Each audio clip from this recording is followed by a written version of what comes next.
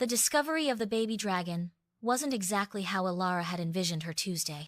She'd been tending her herb garden, humming a forgotten lullaby, when a tremor shook the ground. Not an earthquake, not the usual badger digging, but something smaller, closer. Peeking over a clump of lavender, she saw it. A tiny creature, no bigger than her hand, scales the color of amethyst, curled up amongst the rosemary.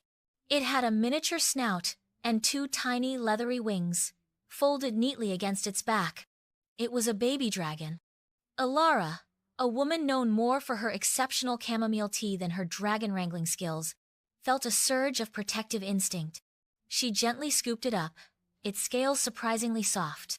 It stirred, unfurling a tiny claw and letting out a squeak that sounded like wind chimes. She named it Spark. News of Spark spread quickly through the village. Some whispered of prophecies, others of impending doom. Old Man Hemlock, the village storyteller, claimed it was a sign of great change, a harbinger of either bountiful harvests or fiery devastation.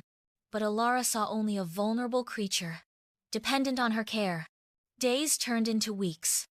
Elara fed Spark honey and dewdrops, sheltered him from the harsh sun, and sang him the same lullaby she'd hummed in her garden. He grew, slowly but surely, his scales gaining a vibrant shimmer. His tiny claws became sharp, his wings stronger. He learned to breathe small puffs of smoke, more like steam than fire, which delighted and terrified the villagers in equal measure. One day, a shadow fell over the garden. A magnificent adult dragon, scales the color of a twilight sky, landed gracefully before Elara. It let out a low rumble, a sound that resonated deep within Elara's chest. Then, Spark flew towards it, a tiny speck against the vastness of his parent. The adult dragon nuzzled him, a gentle, almost maternal gesture. It looked at Elara, its intelligent eyes full of gratitude. Then, with a final, powerful beat of its wings, it soared into the sky.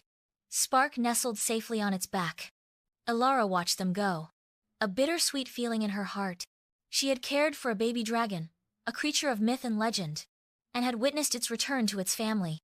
Her garden, once the scene of a peculiar discovery, was now filled with the memory of a tiny, amethyst dragon, a testament to the unexpected wonders that life could bring. She smiled, the lullaby returning to her lips, a quiet melody for a story only she could tell.